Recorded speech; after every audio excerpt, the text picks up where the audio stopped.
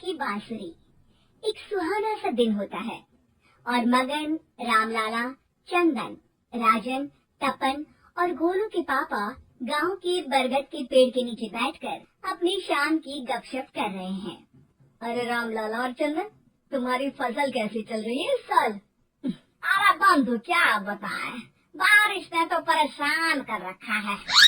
सही बात, बारिश की कमी ने दिमाग खराब कर दिया है। सरपंच गांव वालों के लिए एक खबर लेकर आता है। अच्छा मेरे गांव के भाइयों, सुनो जरा, हमारी सरकार ने किसानों के लिए शहर में एक सेमिनार का आयोजन किया है, जिसमें वो खेतों के बारे में और भी कुछ जानकारी देंगे।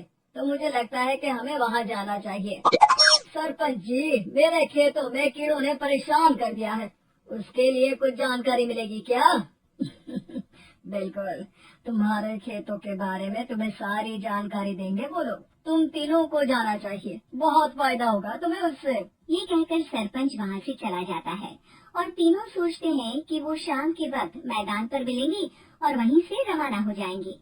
तीनों दोस्त मैदान पर मिलते हैं और जैसे ही निकलना शुरू करते हैं तभी एक बांसुरी की आवाज सुनकर वो भी उसी और सम्मोहित स्थिति में चलना शुरू कर देते हैं। कुछ बच्चे हर बार की तरह अपना दोपहर का फुटबॉल का गेम खेल रहे हैं। पकड़ लिया, पकड़ के दिखा मुझे, इतना भी नहीं कर सकता। अच्छा, कितना भागेगा? आखिरकार तो मेरी पकड़ में आ ही जाएगा। हाँ, तुझे पता नहीं तपन, राजन कितनी तेज दौड़ लगा सकता है। खेलते खेलते अचानक से एक बांसुरी की मीठी आवाज सुनाई पड़ती है। सारे बच्चे उसका पीछा करने लगते हैं। शाम हो गई है और बच्चों के घर न आने की वजह से उनकी माँ मैदान में पहुँच जाती है। राजन बेटे, अरे ओ राजन बेटे, किधर चले गए? इतनी देर हो गई, घर वापस क्यों नहीं आए बेटे? तपन बेटा, चलो घर, शाम हो गई है, कितना खेलोगे? और गोलू, ओ गोलू। तीनों की माँ एक दूसरे को देखने लगती है और उन्हें एहसास होता है कि उन तीनों के बेटे घर आए ही नहीं। अरे राजन और गोलू की मम्मी, आप इधर? राजन और गोलू घर नहीं आए क्या अभी तक? नहीं तो दोपहर में राजन मुझे बताकर गया था कि वो तपन और गोलू के साथ खेलने जा रहा है। मैंने सुना है कि गांव में एक चुड़ैल घूम रही है, कहीं वही तो नहीं ले गई ना हमारे बच्चों को? ऐसा कुछ नहीं हुआ होगा, हम तीनों अलग अलग जगह ढूंढते हैं, इधर ही खेल रहे होंगे तीनों बच्चे। ये कहकर तीनों बच्चों की माएं उन्हें ढूंढने निकल गई। बहुत देर हो गई और फिर भी तीनों बच्चे मिले नहीं। तीनों की माएं मैदान पर फिर से मिलती हैं। सुनिए जी, ये तीनों मिल ही नहीं रहे और मेरे दिमाग में बहुत बुरे बुरे ख्याल आ रहे हैं। आप चिंता मत कीजिए, हम सरपंच से जाकर बात करते हैं, वो हमारी मदद करेंगी। गोलू की माँ सही कह रही हो, चलो चलते हैं। एक उम्मीद की आशा लेकर तीनों अपने बेटों की फिक्र में सरपंच के घर जा पहुंचती है। सरपंच अपनी शाम की चाय पी रहे हैं और अखबार पढ़ रहे हैं। तभी तीनों की माँ हड़बड़ी में भागकर उनके पास आती है। अरे अरे, आप तीनों इतनी डरी हुई क्यों हो?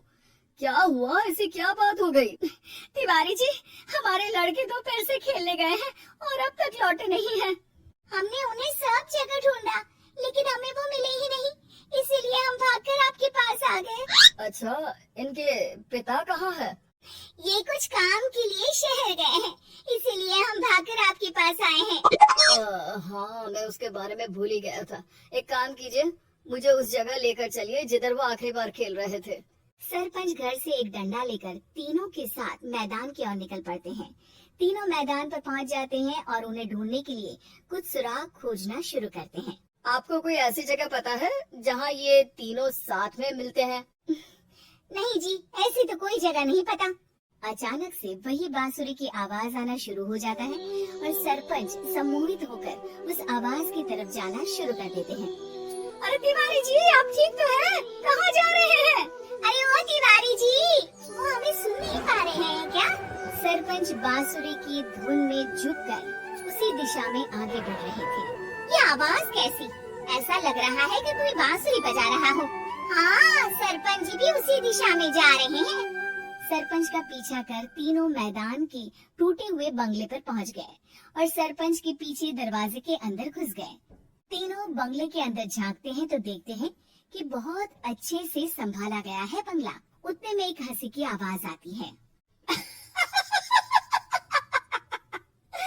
मेरी बांसुरी, तूने मुझे आज तक कभी तंग नहीं किया। हमेशा अपने जादू से लड़कों को खींच लाती है। ये बोलते ही राजन की माँ को तीनों बच्चे और उनके पिता वहाँ चुड़ैल के पास लेटे हुए दिखते हैं। अरे वो देखो गोलू के पापा। अरे रे। अरे गोलू की माँ, अब चुप रहिए ना जरा। उस चुड़ैल ने देख लिया तो हम भी फंस जाएंगे। इन्हें बचाएगा कौन? लगता है ये शहर गए ही नहीं और इस चुड़ैल ने इन सबको भी यही बुला लिया है। अब हमें इन्हें छुड़ाना होगा। एक काम करते हैं। राजन की मम्मी गोलू और तपन की मम्मी को एक प्लान बताती है। बिल्कुल सही कह रही हो राजन की मम्मी। चलो आज इस चुड़ैल को मजा चखाते हैं। तीनों माएं अपने छुपने की जगह से बाहर निकलती हैं और एक्टिंग करना शुरू कर देती है। ये तो बढ़िया है।